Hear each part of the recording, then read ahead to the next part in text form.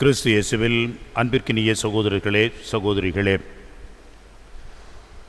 பாஸ்கு காலத்தின் 2வது ஞாயிற்றுக்கிழமையை இறை இரக்கத்தின் ஞாயிறு என்று கொண்டாட வேண்டுமென்று திருச்சபை நமக்கு பரிந்துரைக்கிறது. அந்த வகையிலே இன்றைக்கு திரு இருதய ஆண்டவர் இந்த பசிலிக்காவிலே இறை இரக்கத்தினுடைய மிகப்பெரிய ஒரு பவனியாக, முயற்சியாக முத்தியால்பேட்டையிலிருந்து இறை இரக்க ஆண்டவருடைய திருவுருவத்தை எடுத்து சுமந்து சென்று இதோ இறுதியாக இங்கே வந்து இந்த நாளை, இந்த மாலை திருப்பலியை சிறப்பித்து கொண்டிருக்கின்றார்கள். அவர்களோடு நாமும் இணைந்து இந்த ஞாயிறு திருப்பலியை இறை இரக்க ஞாயிறாக கொண்டாடி கொண்டிருக்கின்றோம். அன்புக்குரியவர்களே, இது எப்படி தொடங்கியது, யார் என்பது நமக்கு ஓரளவுக்கு தெரியும். இருந்தாலும் நினைவூட்ட வேண்டிய அவசியத்தின் அடிப்படையிலே இதை நான் உங்களுக்கு சொல்கின்றேன். போலந்து நாட்டிலே 2 மிகப்பெரிய ஆன்மீக ஜாம்பாவான்கள் என்று சொல்லலாம். காரணம், அவர்கள் வாழ்ந்த அந்த காலம் என்பது மிக முக்கியமான ஒரு காலம். கம்யூனிச ஆட்சி, கம்யூனிசம்னா இப்போ இருக்கிற சிபிஐ, சிபிஎம் அந்த மாதிரிலாம் நம்ம நினச்சக்கூடாது. இதெல்லாம் கட்சி. ஆனால் கம்யூனிசம் என்பது ஒரு கொடுமையான கொள்கை, நல்ல கொள்கை. ஆனால் அதை செயலாக்கம் செய்கின்ற பொழுது கொடுமையான ஒரு கொள்கை. அதுவும் குறிப்பாக ஜெர்மனி நாட்டிலே நாசிஸ்ட் என்று சொல்லக்கூடிய நாசிசம் ஹிட்லருடைய தலைமையிலே இருந்தது. அதே போன்று இந்த கம்யூனிசம் என்பது ரஷ்யாவிலே அதிகமாக வளர்ந்து இருந்தது. இன்றைக்கும் சைனா போன்ற நாடுகளிலே இது இருந்து கொண்டுதான் இருக்கிறது. அடிப்படையாக இந்த கொள்கையினுடைய தன்மை என்னவென்று சொன்னால், மக்கள் முழுவதும், தனி ஆள் கணக்கே கிடையாது. அன்புக்குரியவர்களே, இது எப்படி சாத்தியம்? தனி ஆள் இருந்தால்தான் மக்கள் முழுவதும் என்று நாம் கணக்கிட முடியும். ஆனால் பொது நன்மை முக்கியம், தனி நன்மை என்பது தேவையில்லை. தனிப்பட்ட ஆள் அதை நாம் எண்ணுவது இல்லை. ஒட்டுமொத்தமான ஒரு வளர்ச்சி என்பதுதான் அவர்களுக்கு முக்கியமாக இருக்கிறது. இது நேர் எதிரான ஒரு வகையிலே முதலாளித்துவம், கேபிட்டலிசம் என்று சொல்லக்கூடிய கொள்கைக்கு எதிரானது. எனவே தான் மிகப்பெரிய நாடுகளாக 2 நாடுகளை எதிரும் புதிருமாக நாம் வைக்கின்றோம். America, Russia. இப்பொழுது ரஷ்யா காணாமல் போய்விட்டது, சைனா உருவெடுத்து விட்டது. அன்புக்குரியவர்களே, இந்த ஒரு காலகட்டத்திலே கம்யூனிச ஆட்சியிலே தனி மனித சுதந்திரம், மக்கள் என்ற வகையிலே அவருடைய உயிர் மேல் இருக்கக்கூடிய மிக முக்கியமான ஒரு மதிப்பீடு, மேலாண்மை என்பதெல்லாம் இல்லாத ஒரு நிலை. அப்படிப்பட்ட ஒரு இடத்திலிருந்து தான் நம்முடைய முன்னாள் திருத்தந்தை புனித 2ஆம் ஜான் பால் அவர்களும் வந்தார்கள், போலந்து நாட்டிலிருந்து. அந்த போலந்து நாட்டிலே 2 மிகப்பெரிய ஆன்மீகவாதிகள். ஒன்று சிஸ்டர் ஃபவுஸ்தீனா கோவால்ஸ்கி என்று சொல்லக்கூடியவரும், இன்னொருவர் அருட்தந்தை மாக்சிமிலியன் கோல்பே என்பவருமாக இருந்தார்கள். மாக்சிமிலியன் கோல்பே, இந்த ஃபஸ்தீனா, இருவரும் நம்முடைய திருத்தந்தை புனித 2ஆம் ஜான் பால் அறிந்தவராக இருந்தார். எனவே 2 பேரையும் அவர் புனிதராக்குகின்ற ஒரு மிகப்பெரிய ஒரு பேற்றையும் அவர் பெற்றார். அதை அவர் பெருமையாகவே சொன்னார். 2 பேரும் அவருடைய சொந்த நாட்டிலிருந்து வந்தார்கள் என்பது மட்டுமல்ல, அவர்களுடைய மிகப்பெரிய ஒரு ஆன்மீக முன்னோடி, முதன்மை என்பது முக்கியமானது என்பவரை நாம் நினைவு கூறுகின்றோம். அந்த வகையிலே இந்த ஃபவுஸ்தீனா அருட் சகோதரி தன்னுடைய துறவு இல்லத்திலே ஆண்டவரை நேரடியாக காட்சியிலே கண்டார். அன்புக்குரியவர்களே, மார்கரெட் மரியம்மாள் ஆண்டவர், திரு இருதய ஆண்டவரை காட்சியிலே தான் கண்டார். நற்கருணையிலே அந்த இதயம் துடிப்பதையும், இதயத்திலிருந்து இரத்தம் சொரிவதையும் வடிவதையும் அவர் பார்த்து அந்த நற்கருணையிலே இருக்கின்ற இருதய ஆண்டவரிடம் அவர் பேசினார். அந்த இருதயத்திற்கு ஏற்படுகின்ற நிந்தை பரிகாரத்திற்கு, அவமானத்திற்கு நீங்கள் பரிகாரம் செய்ய வேண்டும் என்று உலக மக்களுக்கு தெரிவி என்று அவர்தான் அந்த பணியை சொன்னார். அதே போன்றுதான் இந்த ஃபவுஸ்தீனா அம்மாவுக்கும் அவர் காட்சி கொடுக்கின்றார். எப்படி காட்சி கொடுக்கின்றார் பாருங்கள். வெள்ளை நிற உடை அணிந்த ஒரு ஆள், அவருடைய அந்த உயிர்த்த ஆண்டவரை நினைவுபடுத்துகின்ற, நினைவூட்டுகின்ற விதமாக ஆண்டவருடைய உருவம் அங்கே இருந்தது. மேலுமாக ஒரு கரம் ஆசீர் அளிக்கின்ற ஒரு கரமாக இருந்தது. எனவே இன்னொரு கரம் அவருடைய இதயத்தின் மேல் வைத்ததாகவும் அங்கிருந்து 2 ஒளிக்கற்றைகள் வருவதாகவும் நமக்கு தெரிகிறது. 2 ஒளிக்கற்றைகள் 2 வெவ்வேறு நிறங்களை கொண்டிருக்கிறது. ஒன்று பேல் ஒயிட், ஒரு வெளிர் நிறமான வெள்ளை நிறம். இன்னொன்று ரெட், சிகப்பு நிறமான ஒரு ஒளிக்கற்றை. இந்த இரண்டையும் நாம் எப்படி புரிந்து கொள்ள வேண்டும் என்று சொன்னால், ஆண்டவர் இயேசுவினுடைய இதயத்தை ஒரு படைவீரன், ஒரு சேவகன் என்ன செய்கின்றான்? ஈட்டியால் ஊடுருவிய அந்த வேளையிலே அவருடைய இதயத்திலிருந்து இரத்தமும் தண்ணீரும் அங்கே பீரிட்டு வழிந்தோடின. அந்த இரத்தமும் தண்ணீரும் இங்கே 2 கற்றைகளாக, ஒளிக்கற்றைகளாக அங்கே தெரிகிறது. தண்ணீர் எதற்கு அடையாளமாக இருக்கிறது என்று சொன்னால், திருமுழுக்கின் அடையாளமாக, ஒப்புரவின் அடையாளமாக இருக்கிறது. இரத்தம் எதனுடைய அடையாளமாக இருக்கிறது என்று சொன்னால், நற்கருணை ஆகிய ஆண்டவர் இயேசுவினுடைய திரு உடல், திரு இரத்தத்தின் அடையாளமாக அமைகிறது. எனவே இந்த இறையிறக்க ஆண்டவர் தம்மையே வெளிப்படுத்துகின்ற பொழுது மக்களை தூய்மைப்படுத்தவும், மக்களை மீட்கவும் அருட்சாதன அடையாளங்கள் வழியாக ஆண்டவருடைய இரக்கம் என்பது அங்கே வெளிப்படுகிறது என்பதை பார்க்கின்றோம். அதற்கு கீழாக இருப்பதுதான் அன்புக்குரியவர்களே, என் நம்பிக்கையை உன்மேல் வைக்கின்றேன் என்ற வார்த்தைகளையும் அங்கே பார்க்கின்றோம். அன்புக்குரியவர்களே, இந்த ஒரு படத்தை ஆண்டவர் என்ன சொன்னார்? நீ போய் இதை வரைந்து, இதை அச்சிட்டு எல்லாருக்கும் கொடுக்க வேண்டும். இந்த திரு இரக்கத்தின் ஆண்டவருடைய பக்தி எல்லா இடங்களிலும் பரவ வேண்டும். இது அடிப்படையாக அவர் அந்த பெண்மணிக்கு, அந்த அருட்சகோதரிக்கு கொடுத்திருக்கிறார். அன்புக்குரியவர்களே, பல இடங்களிலே ஆண்டவர் இயேசு காட்சி கொடுத்து திரு இருதய ஆண்டவர் தனக்கு, தன் இதயத்திற்கு அர்ப்பணிக்க வேண்டும் என்று கேட்டுக்கொண்டார். ஃபாத்திமாவிலே அன்னை மரியா காட்சி கொடுத்து, ஃபாத்திமா அன்னை மரியாவுக்கு மாசற்ற திரு இருதயத்திற்கு நம்மையே அர்ப்பணிக்க வேண்டும் என்று கேட்டுக்கொண்டார். மாதா திரு இருதயம் தோன்றி மாதாவினுடைய இருதயத்திற்கு நாம் அர்ப்பணிக்க வேண்டும் என்று கேட்டுக்கொண்டார். அதே போன்றுதான் இந்த இரக்கத்தின் ஆண்டவர் இந்த படத்தை எல்லோரும் வைத்திருக்க வேண்டும், எல்லோரும் பாராட்ட வேண்டும், இந்த பக்தியை எல்லோரும் கடைபிடிக்க வேண்டும் என்று அவர் அந்த அருட்சகோதரிக்கு கட்டளையிட்டார். நீண்ட நெடும் காலமாக இந்த பக்தியை, இவருடைய எழுத்தை, இவருடைய காட்சியை, இவர் சொன்ன இந்த இறை வெளிப்பாட்டை ஆய்ந்து அறிந்து கிபி 2000ஆவது ஆண்டு மாபெரும் யூபிலி ஆண்டு, அப்பொழுது புனித 2ஆம் ஜான் பால் அவர்கள் இந்த இறை இரக்க பக்தியை அவர் திருச்சபைக்கு கொடுக்கின்றார். அப்பொழுது அவர் சொன்ன வார்த்தைகள் இதுதான்: இறை இரக்கத்தை நாடி வந்தால் ஒழிய மனுக்குலம் அமைதியை அடையாது. இறை இரக்கத்தை நாடி வந்தால் ஒழிய மனுக்குலம் அமைதியை அடையாது. ஏனென்றால் அமைதி என்பது உயிர்த்த ஆண்டவருடைய கொடை, உலகிற்கு அளித்த பரிசு. The Easter gift of the risen Lord is peace.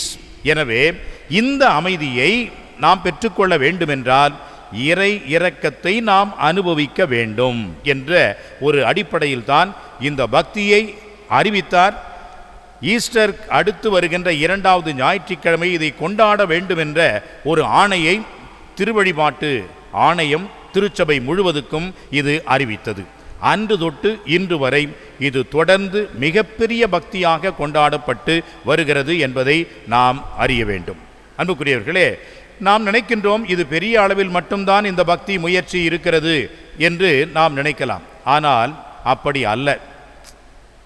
இது ஒரு சிறிய அளவிலேயும் கூட, தனிப்பட்ட முறையிலேயும் கூட இது போன்ற பக்தி முயற்சிகள் இருப்பதை நாம் பார்க்கின்றோம்.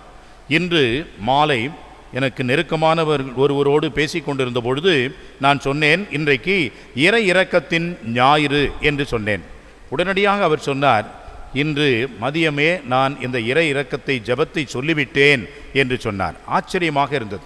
அவர் வாழ்கின்ற ஒரு சூழல், மேலும் அவரிடம் இருக்கின்ற பலவிதமான நெருக்கடிகள், கஷ்டங்கள் எல்லாவற்றையும் தாண்டி இது போன்ற ஒரு விசுவாச வாழ்வை, கிறிஸ்துவ ஒரு நெறிமுறையை கடைபிடித்து வாழ்வது, மறக்காமல் இது போன்ற பக்தி முயற்சியை கடைபிடிப்பது என்பது ஆச்சரியமாக இருக்கிறது. சிறு வயதிலே அன்னை கற்றுக் கொடுத்த, தாய் கற்றுக் கொடுத்த அந்த பக்தி முயற்சியை இன்றளவும் மாறாமல் மறக்காமல் செய்து கொண்டு வருகின்றார்கள் என்று சொன்னால், அன்புக்குரியவர்களே, தனிப்பட்ட விதமாக இந்த பக்தி முயற்சி எவ்வளவு ஒரு தாக்கத்தை ஏற்படுத்தி இருக்கிறது என்பதை நாம் புரிந்து கொள்ள வேண்டும். இன்றும் கூட நான் அச்சடிக்க மறந்துவிட்டேன். அடுத்த முறை கண்டிப்பாக இந்த படம் அச்சடிக்கப்பட்டு இரக்கத்தின் ஆண்டவருடைய ஜெபம் நாம் கொடுப்போம். எல்லாருடைய வீடுகளிலேயும் இந்த படம் அட்லீஸ்ட் ஒரு பைபிள்லையாவது நீங்கள் வைத்திருக்க வேண்டும். காரணம், இந்த இறை இரக்கத்தினுடைய படம் அவ்வளவு ஒரு அருளாசி பெற்றதாக இருக்கிறது. இந்த நபருடைய வீட்டிலேயும் கூட இந்த இறை இரக்கத்தின் படத்தை நான் வைத்திருக்கிறேன் என்று சொன்ன பொழுது ஆச்சரியமாக இருந்தது. இருக்கிறது என்பது தெரியும், இருந்தாலும் அதை நினைவூட்டி அந்த ஜெபத்தை சொல்வது என்பது மிகுந்த பாராட்டுக்குரிய ஒரு விஷயமாக இருக்கிறது. அன்புக்குரியவர்களே, இந்த ஒரு இறை இரக்கத்தினுடைய ஞாயிறு கொண்டாட்டத்தை இன்றைய நற்செய்தியோடு நாம் எப்படி ஒப்பிட்டு இறை செய்தியாக இறைவன் நமக்கு என்ன கொடுக்கிறார் என்பதை நாம் பார்க்க வேண்டும். இன்றைய நற்செய்தியிலே பாருங்கள், ஆண்டவர் இயேசு தன்னுடைய சீடர்களுக்கு உயிர்த்த பிறகு தோன்றிய கடைசி நிகழ்ச்சியாக யோவான் குறிப்பிடுகின்ற ஒன்று. எனவே இதற்கு அடுத்து வருகின்ற வரிகளை பாருங்கள். இதோடு முடிந்து விடுகிறது, இதற்கு மேலும் நான் எழுத வேண்டும் என்றால் இந்த உலகமே கொள்ளாது என்று அவர் தனது நற்செய்தியை முடிக்கின்றார். அன்புக்குரியவர்களே, இந்த நற்செய்தி பகுதியானது யோவான் நற்செய்தி 20ஆம் அதிகாரம் 19 முதல் 31 வசனங்கள் கொண்ட ஒரு பகுதி. இந்த பகுதியிலே 3 முறை ஆண்டவர் என்ன சொல்கிறார்? உங்களுக்கு சமாதானம், உங்களுக்கு அமைதி, பீஸ் பி வித் யூ. ஏன் 3 முறை சொல்ல வேண்டும் என்றால் அதனுடைய அர்த்தத்தை, கருத்தை சற்று ஆழமாக சிந்திப்போம். முதலிலே பாருங்கள், 20வது வசனத்திலே ஆண்டவர் அவர்களுக்கு தோன்றிய அந்த பொழுது உங்களுக்கு அமைதி என்று சொல்கின்றார். உங்களுக்கு அமைதி. ஏன் இந்த வார்த்தைகளை அவர் முதலிலே சொன்னார் என்று சொன்னால், இப்பொழுது இந்த 12 திருத்தூதர்கள், அதிலே யூதாஸ் ஓடிவிட்டார், மேலும் இருக்கக்கூடிய சீடர்கள் அனைவரும் சேர்ந்து ஒரு இடத்திலே இருக்கின்றார்கள். அவர்களுக்கு முதலிலே அச்சம், பயம். ஏனென்றால் என்ன நடக்குமோ என்ற கலக்கம் இருந்தது. ஆனால் அவர்கள் வேறொரு இடங்களிலே உயிர்த்த ஆண்டவர் காட்சி கொடுத்தார், அவர் உயிர்த்து விட்டார் என்றெல்லாம் அவர்கள் கேள்விப்பட்டார்கள். இப்பொழுது அவர்கள் ஒன்றாக இருக்கின்ற இந்த வேளையிலே அவர்களுடைய ஒரு குழப்பம், வெட்கம், அவர்களுடைய ஒரு தோல்வி, அவர்களுடைய பலகீனம், அவர்கள் காட்டி கொடுத்த அந்த ஒரு மிகப்பெரிய ஒரு கயமத்தனம் எல்லாவற்றையும் நினைத்து பார்க்கிறார்கள். அன்புக்குரியவர்களே, இந்த 11 சீடர்களும் எப்படிப்பட்டவர்கள் தெரியுமா? அவரோடு இருந்தவர் தான் காட்டி கொடுத்தான் ஒருவன். நிறைய நேரங்களில் நம்ம கூட இருக்கிறவன் தான் நம்மளை காட்டி கொடுப்பான், நம்மளை கூட இருந்தவன் தான் காலை வழுத்து இழுப்பான். இது வரலாறு, இன்றைக்கும் நடக்கிறது, நடக்கத்தான் போகிறது. அந்த வகையிலே தான் உங்களில் ஒருவன் என்னை காட்டி கொடுப்பான். யூதாஸ் காட்டி கொடுத்தான், அவன் மாண்டு கொண்டான், போய்விட்டான். பேதுரு பாருங்கள், அவ்வளவு ஒரு முக்கியமான ஒரு முதன்மையான இடத்திலே ஆண்டவர் அவரை வைத்தார். பேதுரு அந்த ஆளை எனக்கு தெரியவே தெரியாது என்று அவர் ஓடியே போய்விட்டார், ஆண்டவரை மறுத்தார். மூன்றாவதாக அவருடைய சீடர்கள் எங்கே? எல்லாரும் சொன்னார்கள், எல்லாரும் போனாலும் நான் போக மாட்டேன் என்றெல்லாம் சூளுரைத்தார்களே, ஒருவர் கூட இல்லை. யோவான் மட்டும்தான் அவருடைய தாயோடு சேர்ந்து சென்றார். எனவே they have failed miserably. அந்த ஒரு வெட்கம், அந்த ஒரு தோல்வி அவர்களிடையே இருந்தது. எனவே இது எதை காட்டுகிறது என்று சொன்னால், கில்ட் ஃபீலிங் என்று சொல்வார்கள். நாம் ஒரு தவறை செய்து விட்டோம் என்று சொன்னால் அந்த தவறு நம்மை உள்ளார உறுத்தி கொண்டே இருக்கும். இதற்கு ஒரு பெஸ்ட் எக்ஸாம்பிள் யார் என்று சொன்னால் பிலாத்து. பிலாத்து தன்னுடைய வாழ்விலே அடிக்கடி கைகளை கழுவிக்கொண்டே இருப்பானாம். அது அவனுடைய பழக்கமாகவே மாறிவிட்டது. ஏனென்றால் மாசற்ற மனிதனை நான் கை கழுவி விட்டேனே என்று நினைத்த பொழுதெல்லாம் அவன் எழுந்தான், கையை கழுவினான். அந்த கில்ட் ஃபீலிங், குற்றப்பழி உணர்வு என்பது அவனை வாட்டியது, உள்ளூர இருந்து உறுத்தியது. எனவே அந்த ஒரு பழக்கத்திற்கு அவன் ஆளானான். இவர்களும் அதே போன்றுதான். ஆண்டவரை காட்டி கொடுத்து விட்டோமே, மறுத்து விட்டோமே என்று சொல்லி குழம்பிய ஒரு நிலையிலே ஆண்டவர் அங்கே தோன்றுகின்றார். ஆண்டவர் என்ன சொல்கின்றார்? உங்களுக்கு அமைதி, சமாதானம் என்று சொல்கின்றார். அன்புக்குரியவர்களே, இதை நாம் எப்படி பார்க்க வேண்டும் என்று சொன்னால், ஒரு குழந்தை அல்லது ஒரு மகனோ மகளோ அம்மாவுக்கு எதிராக, அப்பாவுக்கு எதிராக தவறை செய்துவிட்டார்கள். எனவே இந்த மகன் என்ன நினைக்கின்றான்? அம்மா என்னை இனிமேல் ஏற்றுக்க மாட்டாங்க, அம்மா என்னை மன்னிக்க மாட்டாங்க, அம்மா நான் ரொம்ப உதாசீனப்படுத்திட்டேன், அவர்களை நான் கெட்ட வார்த்தை சொல்லி எல்லாம் திட்டிவிட்டேன், இனிமே அம்மா என்ன கண்டிப்பாக என்னை ஏற்றுக்க மாட்டாங்க என்று ஒரு அவலமான ஒரு நிலையிலே உணர்ந்து இருக்கக்கூடிய ஒரு சூழலிலே அம்மா அப்படி இருப்பார்களா? கண்டிப்பாக இருக்க மாட்டார்கள். அவர்கள் வருகின்றார்கள், மகனே வா என்று சொல்லி அந்த மகனையோ மகளையோ அவர்கள் வாரி அணைத்துக் கொள்கின்றார்கள். அவன் என்ன நினைப்பான்? மகிழ்ச்சி அடைவான். அந்த பிள்ளை என்ன நினைப்பாள்? சந்தோஷம் அடைவாள். அதுதான் ஊதாரின் மைந்தன் கதையிலே பார்க்கின்றோம். என்னை அவர் ஏற்றுக்கொள்வாரா என் தந்தை என்று நினைத்தான். ஓடி சென்று அவனை கட்டி அணைத்து ஒரு வார்த்தை கூட பேசவில்லை அந்த தந்தை. எவ்வளவு மகிழ்ச்சி, எவ்வளவு சந்தோஷம்! அன்புக்குரியவர்களே, அந்த சந்தோஷத்தை தான் நாம் இந்த பகுதியிலே பார்க்கின்றோம். அதிலே என்ன குறிப்பிடப்பட்டு இருக்கிறது என்று சொன்னால், முதலிலே உங்களுக்கு அமைதி என்று சொன்ன அந்த சமயத்திலே சீடர்கள் மகிழ்ச்சி அடைந்தார்கள். அவர்கள் வெட்கப்பட வேண்டும், பயந்து நிற்க வேண்டும், மன்னிப்பு கேட்க வேண்டும், மண்டியிட வேண்டும், இப்படி செய்துவிட்டோமே ஆண்டவரே என்று அங்கலாய்க்க வேண்டும். எதையுமே அவர்கள் செய்யவில்லை. சீடர்கள் மகிழ்ச்சியாக இருந்தார்கள். அப்படி என்றால் அன்புக்குரியவர்களே, ஒரு தாயும் சேயும் சந்திக்கின்ற அந்த உறவு எப்படியோ, ஆஃப்டர் ஆல் என்னுடைய பிள்ளை, அதனால என்ன, வாருங்கள், உங்களுடைய பலகீனம் எனக்கு தெரியும், உங்களுடைய இந்த ஒரு மனித தன்மை என்பதை நான் ஏற்றுக்கொள்கிறேன், புரிந்து கொள்கிறேன், அமைதி, சந்தோஷம், மகிழ்ச்சி, கவலைப்படாதீங்க என்று தேற்றுகின்ற விதமாக ஆண்டவர் அவர்களுக்கு தோன்றி உங்களுக்கு அமைதி என்று சொல்கின்றார். இரண்டாவதாக அவர் எங்கே சொல்கின்றார் என்று சொன்னால் 22வது வசனம், அதற்கு அடுத்து வரக்கூடிய வசனத்திலே சொல்கின்றார். மீண்டுமாக அவர்களுக்கு உங்களுக்கு சமாதானம், அமைதி என்று 21வது வசனத்திலே சொல்கின்றார். உங்களுக்கு அமைதி. 22வது வசனத்திலே அவர் என்ன சொல்கின்றார்? தந்தை என்னை அனுப்பியது போல நானும் உங்களை அனுப்புகிறேன். தந்தை என்னை அனுப்பியது போல நானும் உங்களை அனுப்புகிறேன். ஏன் அனுப்புகிறேன் என்று சொன்னால், தூய ஆவியை பெற்றுக்கொண்ட நீங்கள் பலருடைய பாவங்களை மன்னிக்க வேண்டும். எவருடைய பாவங்களை மன்னிக்க மாட்டீர்களோ அது மன்னியாமலே இருக்கும் என்று அவர் சொல்லி அனுப்புகின்றார். எனவே அன்புக்குரியவர்களே, ஆண்டவர் இயேசு எப்படி இந்த சீடர்களை மன்னித்தாரோ, மறந்தாரோ, ஏற்றுக்கொண்டாரோ, ஒரு வார்த்தை கூட அவர்களை பேச விடாமல் அவர்களை அரவணைத்து கொண்டாரோ, அமைதி என்று அங்கே சண்டை சச்சரவு பிறவு பிரிவினைகளை எல்லாவற்றையும் மாற்றி அவர் அமைதியை கொண்டு வந்தாரோ, மகிழ்ச்சியை கொடுத்தாரோ, அதே போன்று நீங்களும் என்ன செய்ய வேண்டும்? உங்களையும் அனுப்புகிறேன், நீங்களும் பிறருடைய பாவங்களை மன்னிக்க வேண்டும், அதே அமைதியை பிறருக்கு நீங்கள் கொடுக்க வேண்டும் என்று ஆண்டவர் அவர்களை அனுப்புகின்ற விதமாக உங்களுக்கு அமைதி என்று இரண்டாம் முறையாக அவர்களுக்கு சொல்கின்றார். அன்புக்குரியவர்களே, போப் பிரான்சிஸ் இரக்கத்தின் திருத்தந்தை என்று அவரை அழைக்கலாம். காரணம், ஒரு ஆண்டு முழுவதும் இறைவனுடைய இரக்கத்தை நினைவு கூர்ந்து கொண்டாடுகின்ற விதமாக இரக்கத்தின் ஆண்டு, இறை இரக்கத்தின் ஆண்டு என்பதை அவர் அறிவித்தார். ஏன் அறிவித்தார் தெரியுமா? அவருடைய சொந்த தனிப்பட்ட அனுபவம் ஒன்று உண்டு. அவர் இளம் வயதில் இருக்கின்ற பொழுது அவ்வளவாக ஒரு பக்தி, அவ்வளவாறு ஈடுபாடு என்பதெல்லாம் இல்லை. ஆனால் அவர் ஒரு முறை பாவ சங்கீர்த்தனம் ஒப்புரவு அருட்சாதனத்திற்கு சென்றிருக்கின்றார்.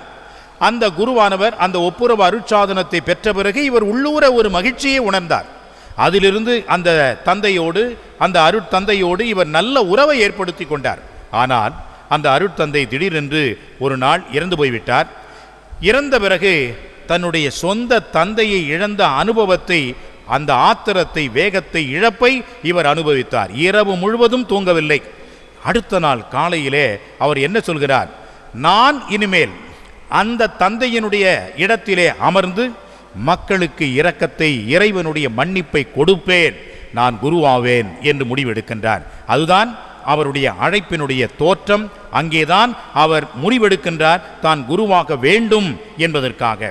அது மட்டும் அல்ல அன்புக்குரியவர்களே, அவருடைய விருது வாக்கு என்னவென்று சொன்னால், மிசராந்தோ ஆத்க்வே எலிஜந்தோ என்ற வார்த்தைகள். மிசராந்தோ, இந்த வார்த்தைகள் தான் மிக முக்கியம். காரணம், மத்தேயு என்ற ஒரு சுங்கத்துறையில் அமர்ந்த ஆயக்காரனை ஆண்டவர் எப்படி அழைக்கின்றார் பாருங்கள்.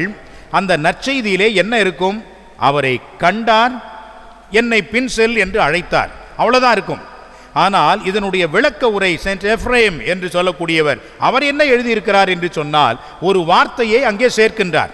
சுங்கத்துறையிலே மத்தேயு என்பவரை கண்டார், அவர் மேல் இரக்கம் கொண்டார். மிசராந்தோ, அவர் மேல் இரக்கம் கொண்டார், என்னை பின்பற்றி வா என்று அழைத்தார். ஆத்குவே, எனவே எலிஜந்தோ, என்னை தேர்ந்தெடுத்தார். இரக்கம் என்பதுதான் அவருடைய இதயத்திலே, அவருடைய உள்ளத்திலேயும் அவருடைய உடம்பில் முழுவதுமாக இருக்கக்கூடிய ஒரே பண்பு. எனவே தான் அவர் ஆற்றிய முதல் மறைவுரை, வத்திக்கான் சதுக்கத்திலே அவர் ஆற்றிய முதல் மறைவுரையிலே அவர் இவ்வாறு சொல்கின்றார், God never becomes tired of forgiving you, but you never hesitate to come to God என்று சொல்கின்றார். கடவுள் உங்களை மன்னிப்பதிலே அயர்வதே கிடையாது, சோர்வடைவதே கிடையாது. ஆனால் நீங்கள் கடவுளிடம் வருவதற்கு தயக்கம் காட்டாதீர்கள் என்று சொல்கிறார். காரணம், கடவுள் இரக்கமே உருவானவர். அவர் அந்த திருமடலிலே சொல்கின்றார், கடவுளுடைய மறுபெயர் என்னவென்றால் இரக்கம் என்பதுதான். இரக்கம் என்பதுதான் மன்னிப்பாக வெளிப்படுகிறது. மன்னிப்பு என்பதுதான் அமைதியாகவும் மகிழ்ச்சியாகவும் வெளிப்படுகிறது. எனவே அன்புக்குரியவர்களே, இரண்டாவதாக அவர் உங்களுக்கு சமாதானம் என்று சொன்னது காரணம், நீங்களும் இந்த அமைதியின் கருவிகளாக இருக்க வேண்டும். எனவே தான் திருத்தந்தை பிரான்சிஸ் மிஷனரிஸ் என்று ஒரு சில பேரை அழைத்து மிஷனரிஸ் ஆஃப் மெர்சி என்று அவர்களை அனுப்பி வைத்தார். உலகத்தில் இருக்கின்ற எல்லா இடங்களுக்கும் சென்று இறைவனுடைய இரக்கத்தை, இறைவனுடைய மன்னிப்பை இவர்கள் கொடுத்தார்கள். எனவே எங்கே மன்னிப்பு இருக்கிறதோ அங்கே அமைதி இருக்கும். அந்த அமைதியைத்தான் இரண்டாவது முறையாக ஆண்டவர் இயேசு இங்கே சொல்கிறார். மூன்றாவது முறையாக இதே வார்த்தைகளை நாம் பார்க்கின்றோம். எந்த இடத்திலே பார்க்கின்றோம்? 26வது வசனத்திலே பார்க்கின்றோம். உங்களுக்கு அமைதி உரித்தாகுக என்று சொல்கின்றார். இப்பொழுது தோமா என்ற ஒரு திருத்தூதரை, சீடரை அவர் பார்க்கின்றார். தோமா எப்படிப்பட்டவர்? ஒரு அடம்பிடிக்கின்ற குழந்தையை போன்றவர்.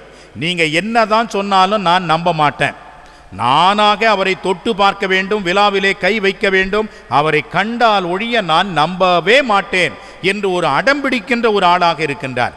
நம்பிக்கை என்பது இல்லாமல் இருக்கக்கூடிய ஒரு ஆளாக இருக்கின்றார். அவருக்கு ஆண்டவர் இப்பொழுது எல்லோருக்கும் சேர்ந்து தோன்றுகின்றார். எனவே அமைதி என்று அங்கே ஏன் சொல்கிறார் என்று சொன்னால், இப்படிப்பட்ட அடம்பிடிக்கின்ற ஒரு குழந்தையாக சீடராக இருந்தாலும் கூட உன்னையும் நான் ஏற்றுக்கொள்கிறேன், உனக்கும் நான் வளைந்து கொடுக்கிறேன், உனக்கும் நான் இரக்கம் காட்டுகிறேன்.